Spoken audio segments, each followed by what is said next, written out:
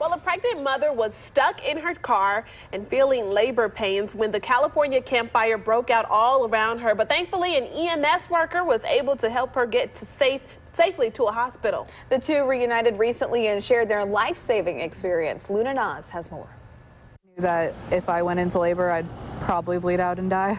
Anastasia Skinner was caught in traffic having pre-labor contractions in the middle of the campfire. I started having really bad contractions, and I was on the phone with my mom and Daniel, and they said, you need to hang up and call 911 because these are like 3 minutes apart and really, really bad. That's when Mickey Huber from Butte County EMS responded to the call. I knew that I was probably the closest paramedic to that area.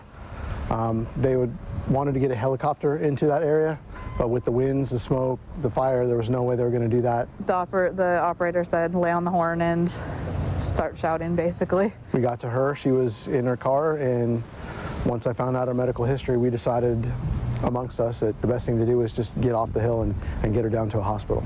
Amid the flames, a retired Paradise Fire chief drove her car while Mickey calmed her down. He was very, very calm. He kept telling me to tell him stories of happiness, and then tried to tell me that he talked to my husband, and I told him that he did it because he was just trying to make me feel better. Which he really did, but I didn't know. Once they were down the hill, they were able to transport her to a hospital safely. How are you? Good, how you been? Well, Nice to see you again. I like your hair. Thank you. 6 weeks later, her baby girl was born. Zoelle Mickey Skinner. Anastasia's husband Daniel suggested the girl be named after Mickey. Well, we have this thing with all our kids' names. They all have the same initials. They're all ZWS.